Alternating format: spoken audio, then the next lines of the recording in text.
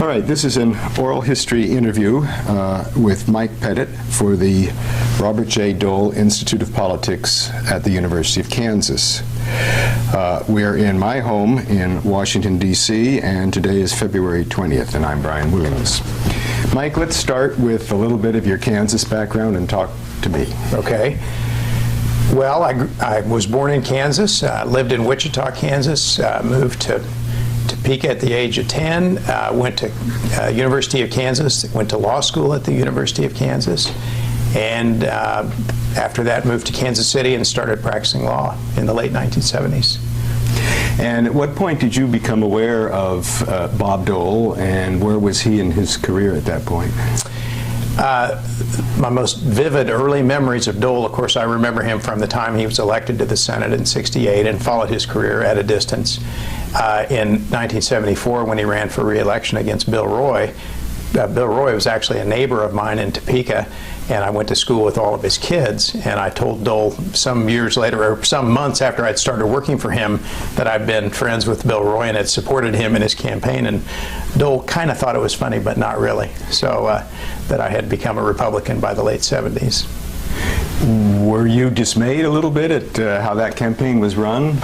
There were all the rumors about the late negative ads over the last weekend before the campaign, and I didn't know enough about it to make a judgment at the time, but I was certainly aware of the controversies.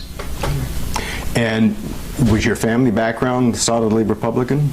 No, fairly agnostic to neutral. I think probably my grandparents had been Democrats, and my mother, my father died when I was young. My mother was a Republican by that time in her life, but she wasn't involved in partisan politics really. So when did you then connect with Dole?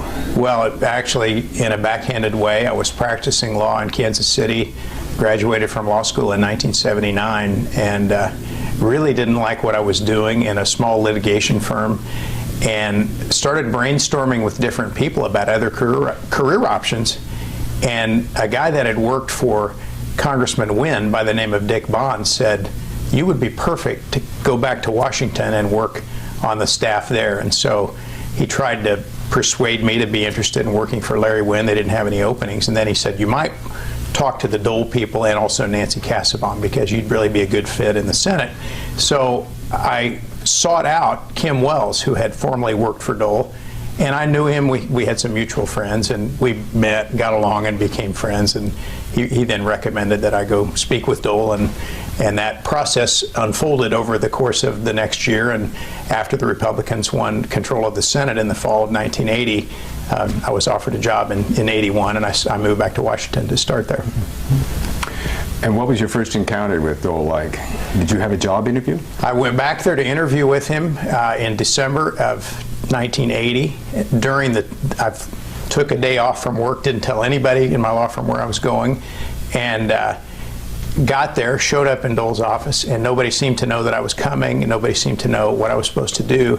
And it turned out that they were debating the windfall profits tax on the Senate floor, and Dole was the ranking Republican at the time. He would become the Senate Finance Committee chairman a month later, so he was tied up all day, so I never saw him during the time of my job interview.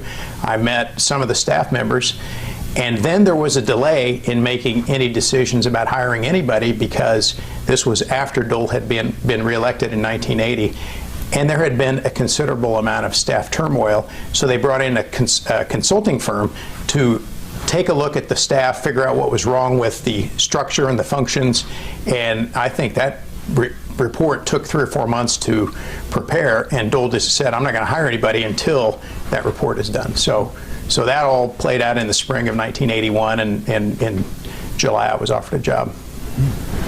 That surprises me a little bit, a consulting firm, because so much of what I've heard about Dole operating sort of, quote unquote, by the seat of his pants and just at his own choosing, that's interesting that they were bringing someone in to shake things up.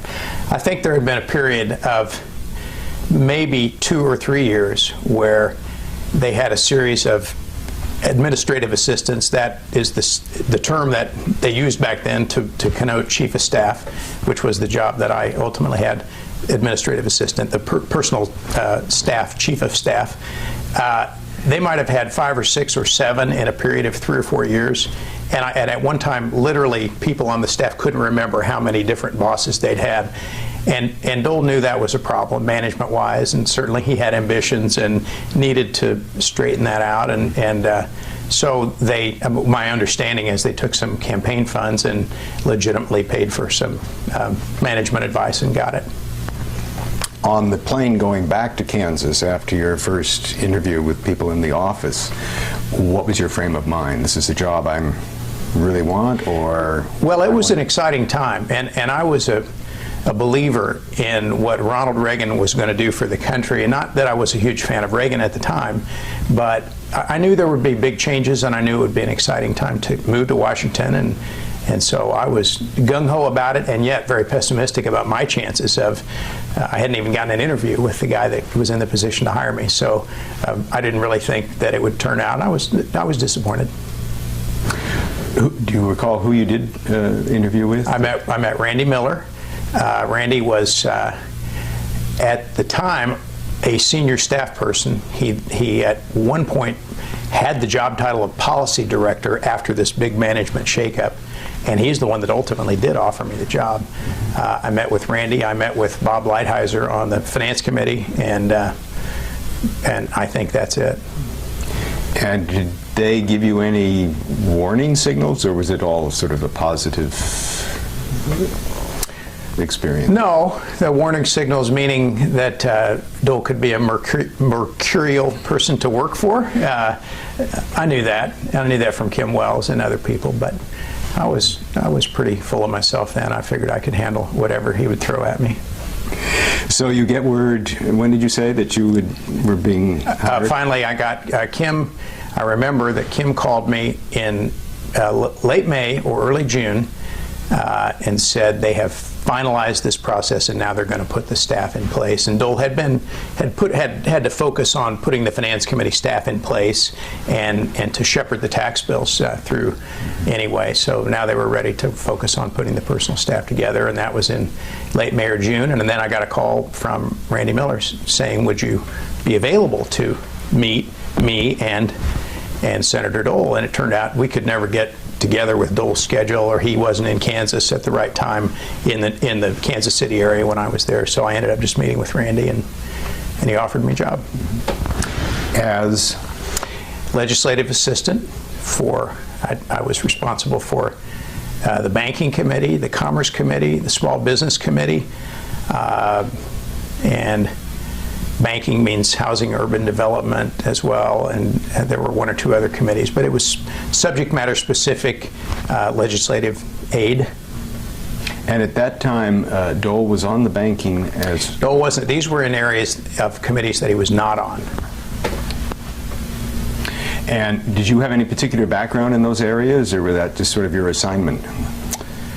Not really. I would say not really. I had some general exposure as a lawyer and to some of the areas, but no, you wouldn't have hired me for my expertise in any of those areas. I was like 100 kids, 1,000 kids that come to Washington, and somebody says we can teach him something, and they throw you in the pool and you sink or swim, and that's kind of the way it was. So what was the first year, say, like? Well, they did a major Telecommunications Act within the first month I was there. The Telecommunications Act, in fact, the bill was entitled S-898, and it was passed in late September 1981. So almost immediately, I had a chance to spend a lot of time with Dole, or I should say, writing a lot of memos to the senator that he read or didn't read. He would check them off, act like he would read them.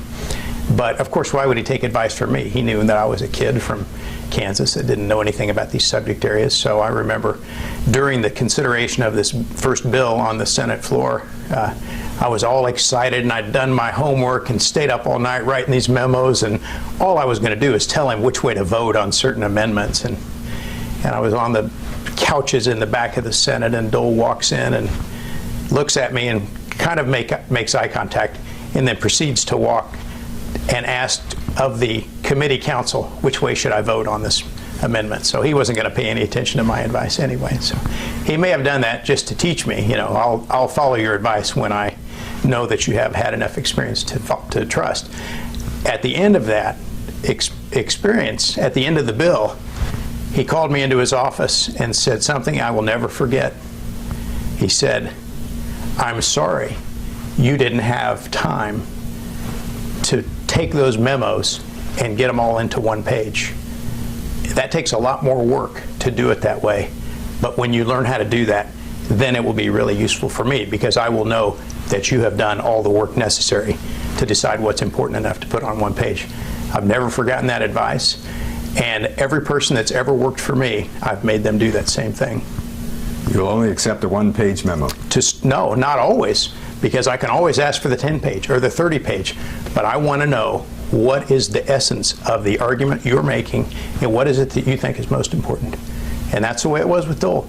He used to throw memos in the trash if they were 2 and 3 pages. He wrote one time, gave it back to me back when I was in charge of the staff, and said, "I don't have time to read novels," and told me to give it back to another staff person. And he was trying to teach us. He was trying to teach us how to think. And he did. Somewhat indirectly, but, well, no. Oh, a lot of people couldn't handle that kind of teaching. A lot of people were devastated and would go off and sulk. And I probably did too from time to time. But over time, you learn how to train your mind. You learn how to think. So for what length of time were you in L.A.? For 2 years. Then in the spring of '83, we had not had anybody in the job of administrative assistant. The compromise that the consulting firm came up with would be that there was somebody called an administrative director and a policy director, and the paths wouldn't cross, except that wasn't the real world. Somebody needed to be in charge of the staff. So Dole came to that conclusion and probably offered the job to a number of other people, and finally couldn't get anybody he wanted and had to settle on me. So. And how did he express that? How did he appoint you? It's actually a good story. It was a Monday morning, and he walked into my office and he said, "What are you doing today?" I said, "Whatever you want me to be doing." "What am I doing today?" And he said, "Come on, why don't you go to New York with me?" So, okay. So we flew to New York, and he was giving a speech at the 21 Club.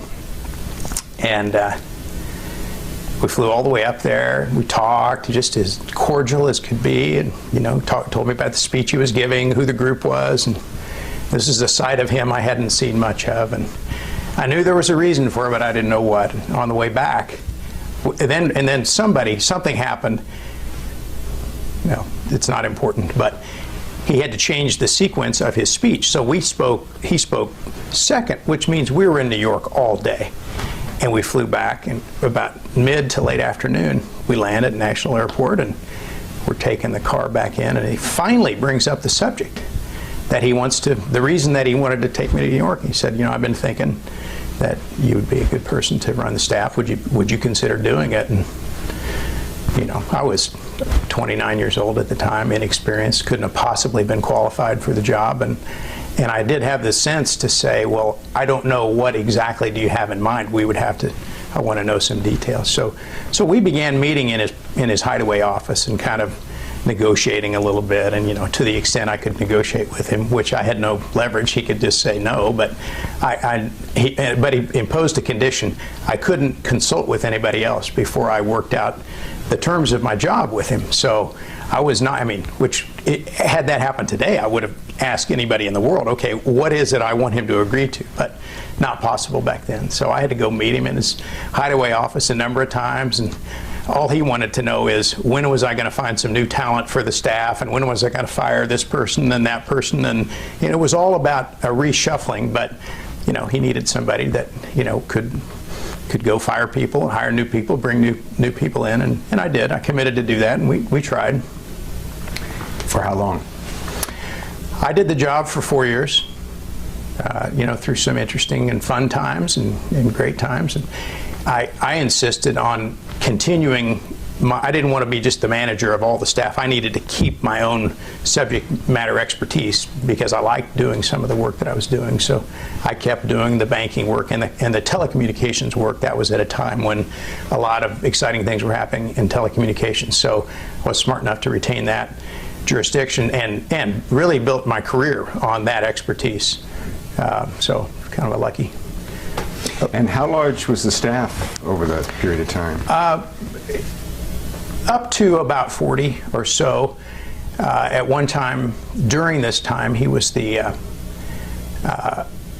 he had a subcommittee on the Judiciary Committee, and he began to assume that those people would really report to me, so I started kind of managing that group of people in addition to the direct staff.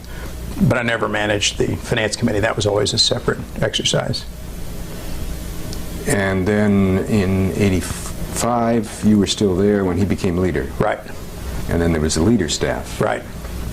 And he said to me after the '84, he was elected majority leader in '84, he called me in and he said, I need you to commit to me that you will stay on the staff until I'm reelected in '86. I need you to stay right here. It was his way of saying, you know, I don't see a role for you over on the leader staff. You know, he had kind of, he was moving the Finance Committee staff over there, plus one other person from Judiciary and another couple of people that he inherited. So I didn't know what I would do over there anyway, so it was fine with me. I committed to stay on the Kansas, on his personal staff. Until? And then in '87, when he was gearing up to run for president, we began having discussions about, you know, I was a little burnt out in the job and I wanted to work on the campaign, and so we actually had a conversation about starting a consulting business and, you know, being able to travel a little bit with him on the campaign and contribute in whatever ways I could. So that was a natural way for me to transition out of the job. And so you went through that campaign until he withdrew? Right. And then just to finish up this overall chronology, then where did you go? Well, I started my consulting business in the summer of '87, and I'm still running it today. So I've moved to California, but I've come back and forth to the Washington area. It's still the same kind of general government relations practice. You talked about the hideaway negotiations you had prior to you accepting the position. Were there a lot of tough decisions to make? Firings and so forth? Or? There were a couple of, you know, I hadn't had the benefit of really knowing about some of the work of what had been my contemporaries and colleagues, so I wouldn't have known of the degree of his dissatisfaction, except in general. So, you know, it was, you know, again, I was a young, inexperienced kid, and I didn't really welcome the idea that was the first thing I was going to do was clean out a couple of people and start over. I was excited about the idea of hiring new people. The first person I offered a job to was Sam Brownback. He was an up-and-coming young politician in Kansas that had some talent, and I went out and recruited him and found him and told Dole I wanted to hire him, and he said okay, and Sam said, I think I'll just chart my own career path, thank you very much. I don't think I need to come and work for the senator. I think I'll run for office out here, but I'm interested in what you do. He was very gracious about it. So. And what about some of the other long-term people on the personal staff? I'm thinking of, say, Joanne Co. and them. That was the subject of our negotiation that lasted many sessions. How are you going to break the news to Joann, Senator, that I'm in charge of the staff? Well, I'll take care of that. No, what are you going to tell her? So we worked out this agreement that he then changed, and the net effect of it was that Joann didn't report to anybody. So she was allowed to operate on her own, autonomously, and specifically not under my direction. What were your relations like with her? Off and on. At the end of the day, and I say this today, I liked her, I respected her. Day-to-day combat with her was not fun. I didn't have the skills or the tools to fight as you needed to fight every day to stay on your feet back then. She knew how to get under my skin, push my buttons, and she did. And she found a hot-headed young guy that overreacted to her, and I wish I had the wisdom that I do today, and we would have all gotten along better. I tried to keep Dole out of it, but once or twice I had to bring him in and say, I've had enough of this. This is what your administrative director is doing today, and I thought you should know about it. And Lord only knows how many times she did the same thing to me. What about others? Were there other? You know, Betty was the gatekeeper, and same thing. I love Betty today, and we had more than our share of good times and laughs, and cooperated when we had to. She never let me down, but she could be petty, and she could make life very difficult. I mean, there were times when Dole would tell me to do something, and to do it would mean I'd need to get like a phone number from Betty, for example. I don't have that phone number. I just don't have it. You know, there were things like that would just, sometimes they just would make life difficult for reasons that I never completely understood. But they had a long history of relationship with Senator Dole going back to the House days and other occasions. And, you know, I knew that I could never change that or penetrate that, so I just did the best I could. Do you have any observation to make on Dole's interactions with women rather than men? Is there anything there? I think he allowed himself to be closer to women and women to be closer to him. I wouldn't want to psychoanalyze him. He was very close to his mother, and I spent some time around the senator when we'd visit Russell, and I'd see him with his mother. And I think there was something about that transferred into his relationships with other women on the staff, and I think he could keep men at a distance maybe easier. And both men and women, a lot of people wanted to really be close to him and really revered him and wanted his approval, and he withheld that approval for the most part. He was not emotionally equipped to satisfy other people's needs in that way. And what about, I'm thinking particularly of Betty and Joann, how would you characterize their attachment to him? Well, they were fiercely loyal. He was their life. They had previous battles and bonding experiences that I could only imagine, and so I knew there was an inviolate bond there and a trust. They were jealous of those relationships they had with him, and they didn't want anybody else to interfere with that.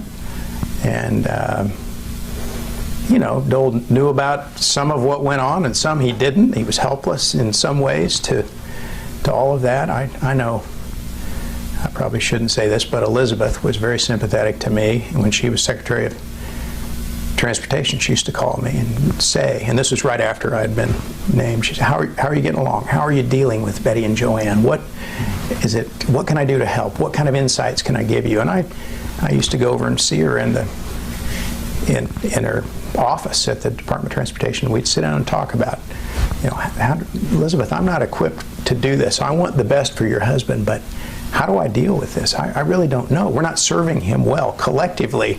Everybody spends all their energy dealing with these battles someday. Then there would be periods of time when that wasn't the case, when we'd all get along and we'd find a common purpose. But yeah, there was a lot of internal friction there that I hadn't thought about until you asked me these questions. I've put it all behind me, but it was certainly there during those years. Were there particular triggers? Yes. I mean, Joann had carved out for herself the role of administrative director, which doesn't mean anything. The words don't mean anything. But she had decided that she would be the person that Dole would consult with on all matters political. Well, that's almost everything. If you want to define it that way, that means only Joann speaks to the White House. That means only Joann does this or does that. And, you know, there was a candidate we were trying to recruit to run for Congress once, and Joann found out that I knew him and had been talking to him, and she's just apoplectic and raising arms. You can't do this. That's not your job. You can't talk to these people. And those kinds of things happen. If it was something in her bailiwick, as she perceived it, then, you know, that was the way in which she imposed her rule. Nothing in particular would trigger it. With Dole and Betty, you never knew. I mean, I laughed so hard. He would call me. He'd buzz me on the phone. Usually Betty would say, the senator would like to see you. But not always. He'd sometimes call and he'd go back around the back and slip in here. Need to talk to you a little bit. I'd go in there and he'd say, I just need to talk. Betty's having one of those days. He'd kind of mimic Betty and have fun. And she would have days where she would just be mad at the world, and it was this perfect dysfunctional day. But we managed. You know, she never walked off the job. She never did anything crazy. But she would sometimes just get mad for reasons I never knew.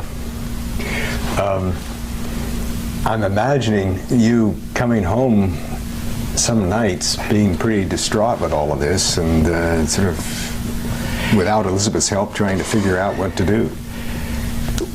Well, I recruited some people to come work with me, and we tried to focus on the things that we could do that were fun and constructive, and we kind of tried to work around it. There were, you know, as the years have gone by, the frustrations I don't remember so well, but as I'm thinking about it now, there were periods where I feel now as if I just didn't have the tools to keep the trains moving and doing all that and deal with all these issues that from people. I just wasn't equipped to do that very well. I tried, but it infected a lot of relationships on the staff. I mean, you know, Betty and Joann knew how to divide and conquer, and they would have people that were loyal to them. And, you know, for a while, Joann, I was in charge of the payroll, and she would give people raises without telling me. And how did this happen? And I'd walk over to the Secretary of the Senate's office, or the dispersing office, whoever managed that, and how did this happen? Well, Joann put this in. Joann doesn't have any authority to do this. Well, her signature's on here. So there were a lot of things they could do to kind of divide and conquer, and we did the best we could. You're describing a work situation, though, that is almost untenable. Well, it wasn't every day. There were just enough things to make it now amusing and then annoying. Not just annoying, but I mean, you're being undermined. Your authority is being ignored and whatnot. Well, you know, the part of the recognition of how to get along with Dole, I learned pretty early, was to recognize no matter what you told him, he was going to have about 4 or 5 other sources of information, opinion, and authority on any subject. At the time, as a staff person, it would make you crazy because you'd feel like maybe he didn't trust you. Over time, you'd realize how brilliant it was, in a way, for him to have independent sources of input and information, and I think it led him to be very effective. But it meant that he kind of kept everybody guessing and at arm's length. That style wouldn't work for very many people, but it did work for him. Was there much staff turnover during your years? Not very much. No, and this is it's really true. Despite what sounds like a dysfunctional environment, people were intensely loyal to Dole. They loved him. People would give anything to win his admiration, and people would work very hard to try to accomplish something in his eyes. And nobody was rushing out the door. First of all, this was at a time when he was had been the Republican National Committee chairman, he'd been the vice presidential nominee, but this time he was really a part of the inner circle. It was a very prestigious thing to be working for Bob Dole, and everybody knew it, and we served him loyally. People were intensely loyal to him. This is just occurring to me now. Do you think that his capacity to withhold approval and thanks and whatnot almost put him in a stronger position than someone who'd been sort of lavish in there? Did he make people work harder for him? Oh, of course, absolutely. He used it as a weapon, and he got the results. He also wanted to separate people that were tough from people that weren't tough. He didn't want anybody working for him that was so needy. He did have some, but he wanted to find out who could operate in an environment with very little guidance or input from him and still figure out how to do a job and bring back a work product to him. Those were the kind of staff people that he wanted, and those were the ones that did well.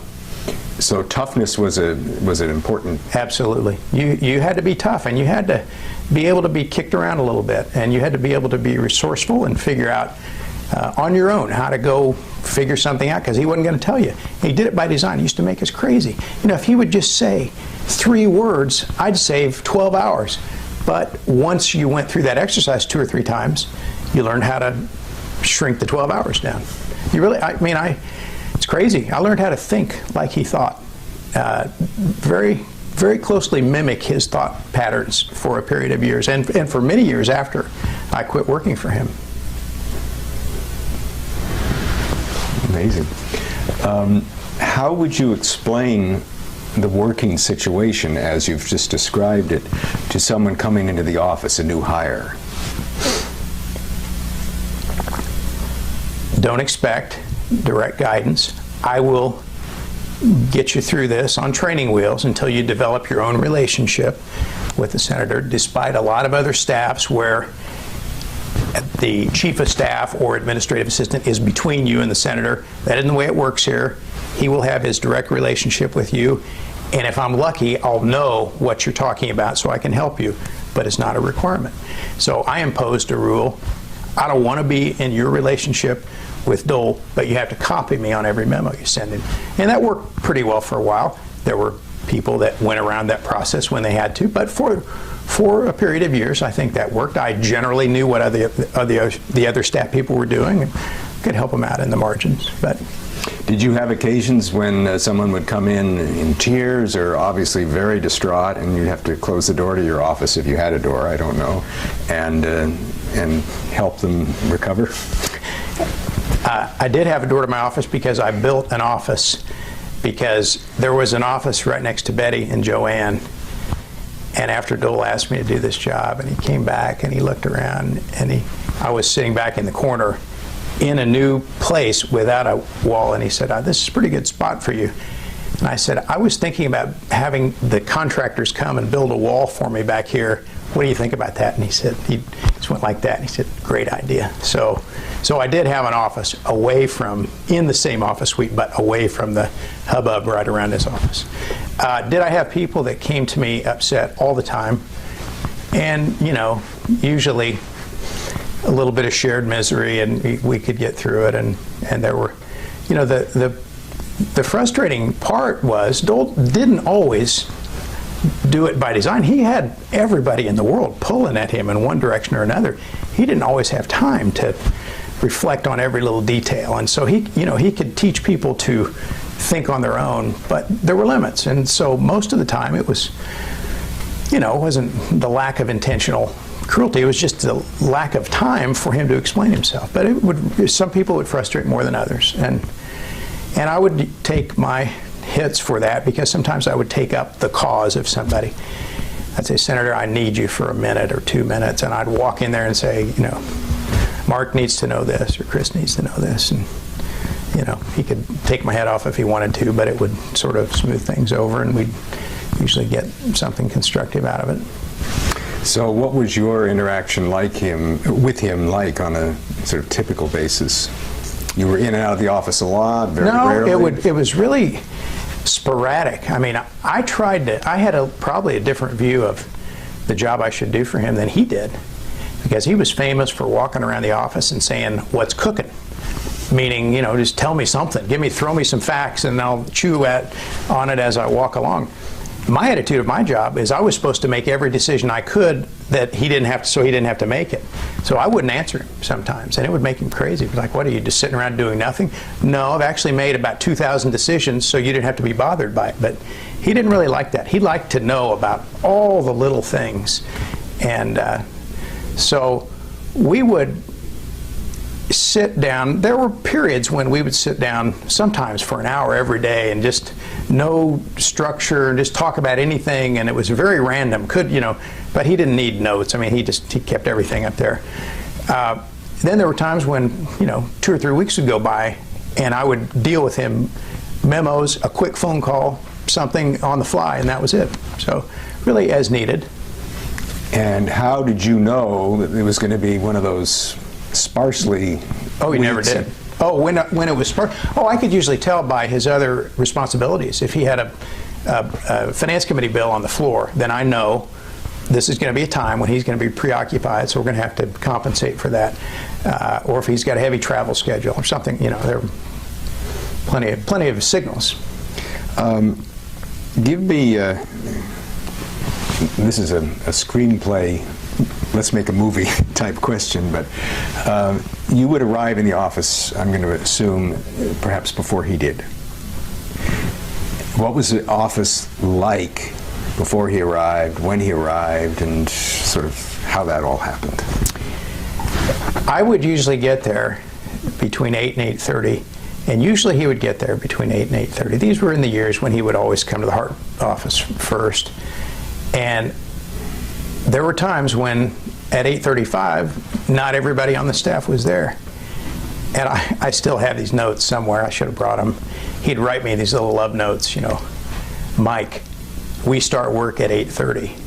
Your staff isn't here. Or Mike, can you do something about this? If not, I'll find somebody that can. Those kinds of things. Kiddingly, but making the point.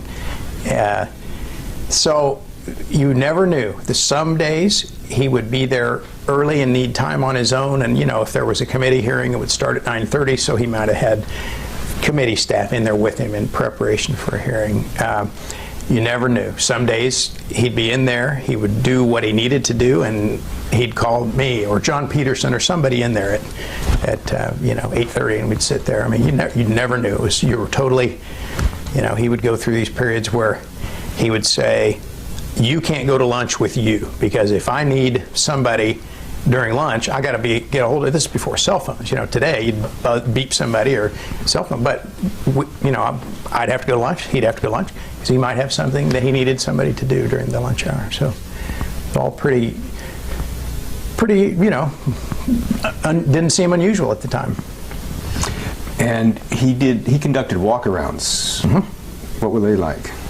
He'd just walk around and say what. I mean, he would use the occasion of if he had something he was working on or thinking about, he might walk out to that person's desk rather than have them come into his office. And it would be an excuse to walk around and say, hey, what's cooking, just to be seen in the office, you know, normal kinds of things. It was, I mean, I bet he said that 10,000 times. Hey, what's cooking? You know, it's just a defensive, just a reflexive thing that might elicit anything. Might elicit a, well, if you really want to know, now let's, and then he'd just walk off if he didn't really want to know. Sometimes he'd pick up a little thing and file it away. You say things got started around 8:30 in the morning. What about the other end of the day? What was that like? Could be anything. You know, there's not a pattern that comes to mind.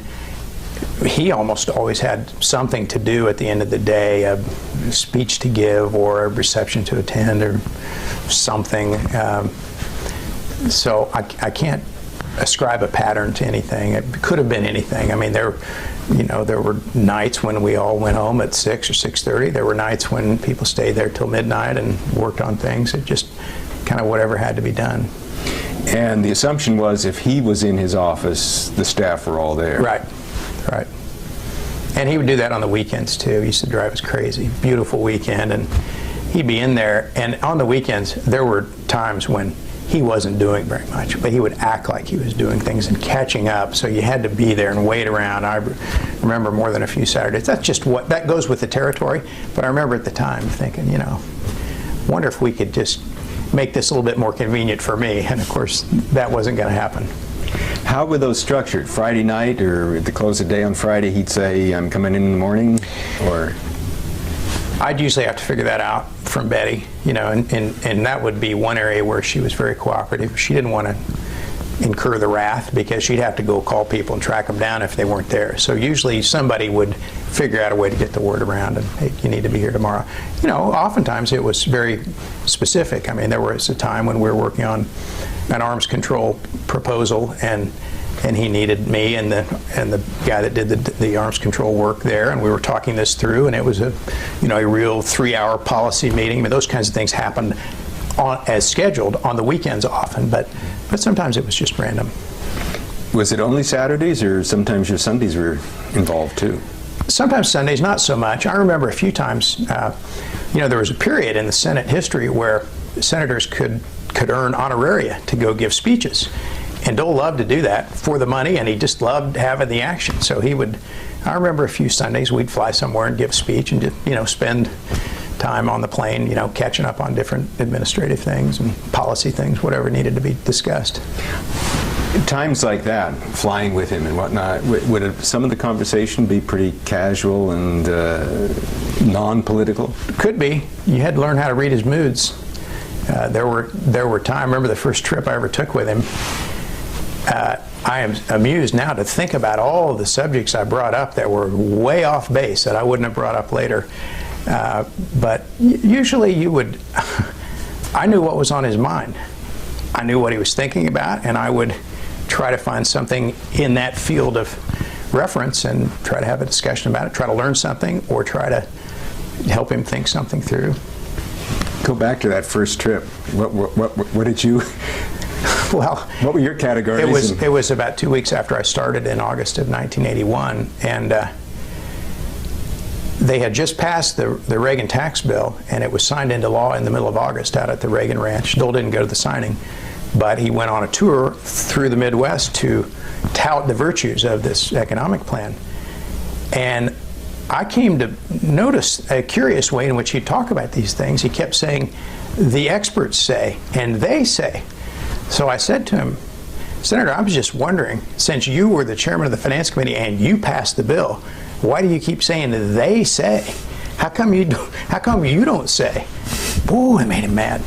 It really hit a hot button, and it was an impudent comment for a little staff guy to make in the first place. But I think also he really thought they'd gone overboard in the 81 tax cuts, and he didn't want to have that discussion, so he kind of figured out this way of talking about it. So, but that was just an example. I mean, there were personal things I asked him, comments that I made, stories I told him about me that were totally inappropriate that he could have cared less about. But what did I know? Just as an aside, had you started a family during this period? I was single during that time. What do you think were the reasons he selected you for that role? Oh, I think he'd probably tested me a couple of times. I was tough enough. I went in and told him one time in particular, I think you have screwed up something royally, and I'm here to tell you I want to help you think through how to get out of it, but I think you've made a bad mistake. I think you've gotten some bad advice, and I think the way you tried to work your way out of it the other day was not constructive. And I mean to tell you, I thought he was going to fire me on the spot, and it turned out he respected me for telling him that. But not immediately. It took him a day or two to come around and show me in his way that he respected what I'd done. Do you recall how he did show that? I did. The issue was that in the 82 tax bill called TEFRA, where they had gone back to correct some of the excesses of the 81 tax giveaway, so they raised taxes, closed loopholes, did all these things that he talks about. One of the things was that they imposed a withholding on interest and dividends for banks and savings and loans. Dole blames that on the president for putting that in the bill. I heard him say on the Laura Ingraham radio show 2 weeks ago that was the president's idea. Well, I was in his office when he talked to the president about that provision in the bill in the summer of '82. And he said to him, Mr. President, we can't get to $98 billion on this tax bill unless we do one of two things. Now, he asked him a loaded question. Mr. President, do you want to raise energy taxes, or do you want to just collect the taxes that are already owed on interest and dividend income?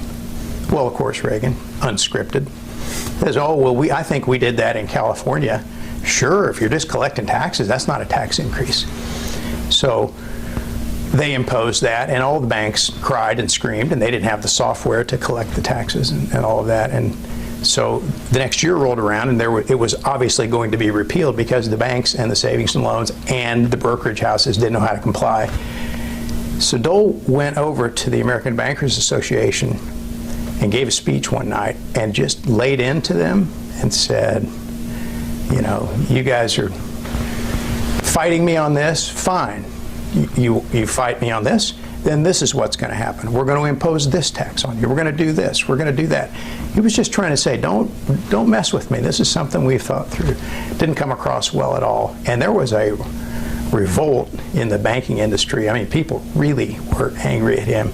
And I had to bear the brunt of all that. I had to meet with the head of the associations and the leading bankers in the country and all that. And I came to understand that it was really not the right thing to do. So anyway, I went in, I said, I'm not going to tell you that I know enough about this, but I've met with all these people. So this is this man's opinion. This is this man's opinion. This is this woman's opinion.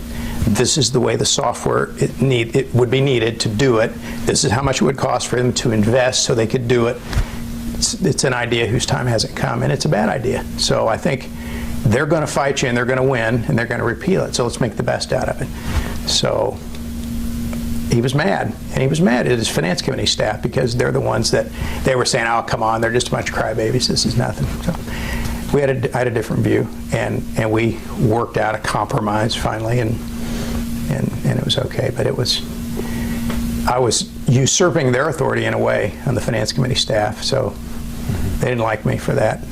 Dole didn't like it at first, and he ended up, in his way, dealing me into the meetings every day and making a point of coming back and sitting in my office every day and talking about it and making some phone calls with me, and just kind of, that was his way of rewarding you for doing a good job. And was this, had you become AA by this point, or was this is right before? I think this is why he decided, well, if he's stupid enough to come in here and tell me I'm wrong every now and then, maybe it's not so bad. Because it is surprising, as you describe the office and its politics and whatnot, that someone at age 29 can walk into that and stay afloat. You know, I wonder, because it would have been easy to be quiet, but it just happened. It seemed like the right thing to do, and I had a kamikaze side to me that 2 or 3 or 4 times I remember saying, you don't want to hear this, but this is a perception you need to know, and it always made him mad. Always made him mad. And then sometimes he would agree, sometimes he wouldn't agree. I would say we fought more than most staff people. We would actually get into it and argue back and forth about things, and he would say nasty things to me, and I'd just laugh at him sometimes, and sometimes it would devastate me. Did you have little mantras that you went through, or little lectures? Oh, I wasn't nearly as quick as he was. I wish I had been. No, I can only think of 1 or 2 things that really escalated, and I let him know what was going on. I let him have a piece of my mind, and you know, it's natural. You work closely with somebody like that, you can. I made him so mad one day that he invited me to go out to dinner with he and Elizabeth 2 nights later, without any further discussion of the subject. That was his way of saying, I've thought about it and you're right. We never talked about it again. But. Such indirection. Mm-hmm. Mm-hmm. But I was no dummy. I knew how to read the tea leaves on that. So how did your leaving his service occur, and what was that like?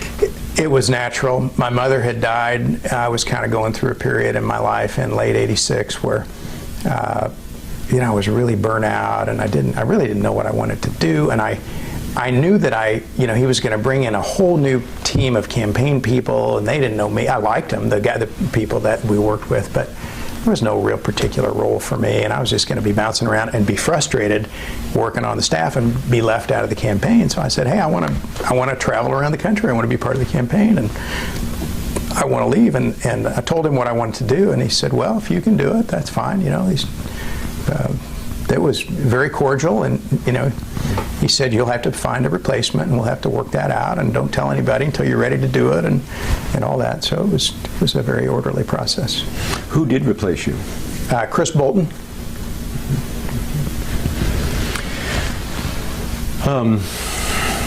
By that time, I should say, a lot of the center of gravity in the Dole operation really had shifted over to the leader's office. And, you know, other than the subject matter things that I was working on, and there were some big things that we did, but I played, by late '86, I was playing a little bit less of a role. I mean, he was getting ready to run for president, gone a lot. You know, when he was here, he was on the Senate floor a lot as majority leader. So it was a little bit less satisfying for me by that time. Clarify for me, I should have asked you this right at the beginning when you started talking about your position as AA. How much of that was administrative and how much of it was more political?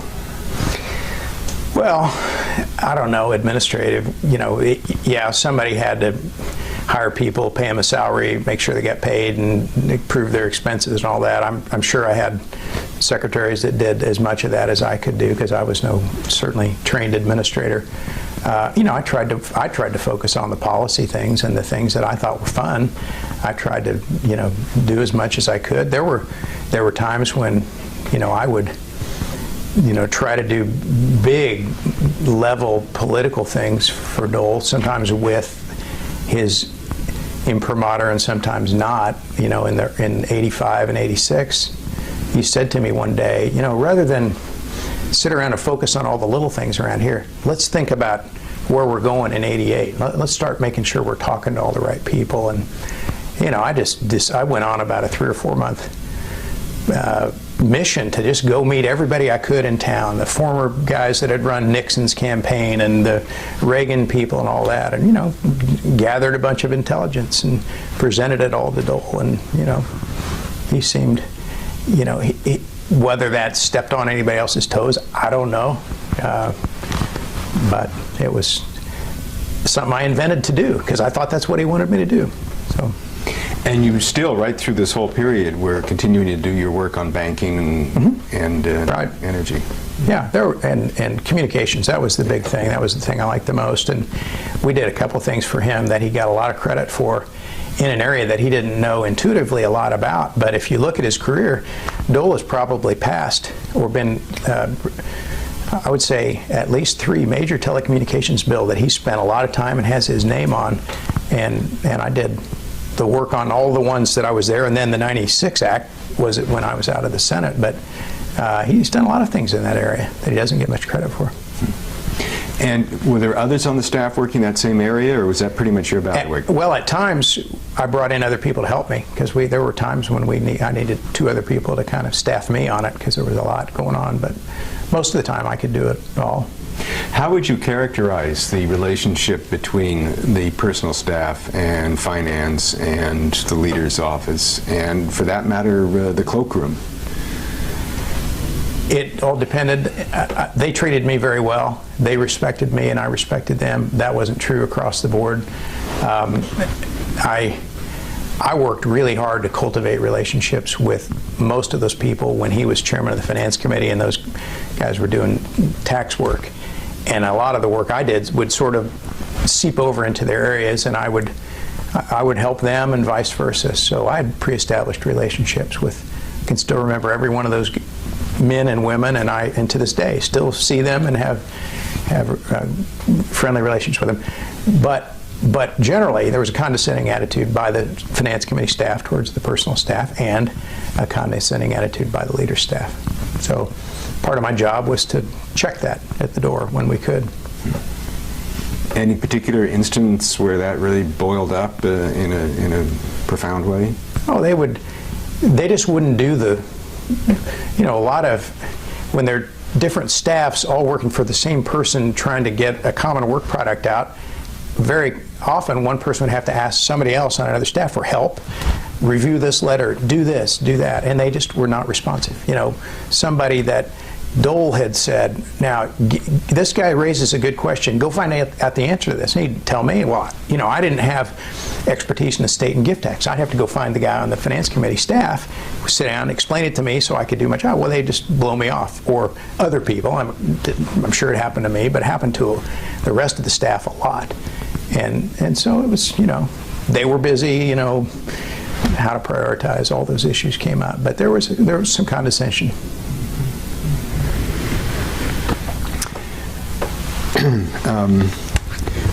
What about some of the senators who were floating in and out of the office? Who were they, and which ones did you have interactions with? For the most part, Dole didn't want, except in areas where there was a real subject matter piece that I knew and I needed to explain to these other senators, I was not encouraged to go have my own relationships with other senators. In fact, we would sit down sometimes and he would say, okay, that's a good idea. Now call Chucky, call Grassley, call somebody, and he would tell me who to call and who to go see. But on my own, you know, the relationships I had were just accidental. You know, the people that I had worked with on different issues. Scoop Jackson I worked with on an issue. Got to like him. Barry Goldwater I worked with on an issue. Got to like him, scared to death of him. There were, you know, Nancy Kassebaum was delightful always and wonderful to work with. And there were, I could go through a list. Towers people were pretty good. I liked them. I liked working with them. There were a lot of them, but the senators themselves, I was a subordinate to Dole, and he liked it that way. That's different than the later when he was majority leader and people were, you know, the majority leader staff had a different relationship with all the members directly. What about senators who were likely to drift in and out of his office? Well, most of the ones that did in the early 80s would be on committee work. Finance committee things, and I would go run interference sometimes. I remember Steve Sims was always coming in from Idaho, and he was a junior member on the finance committee, and frankly I think he overborrowed at Dole's time and attention, but Dole needed him to vote on things, so I would have to go run interference with Steve Sims. And you know, mostly, I mean, I was used in that role a lot as a blocking tool to keep people away from him, to minimize the time he'd have to spend. Why did you have the reaction you did to Goldwater?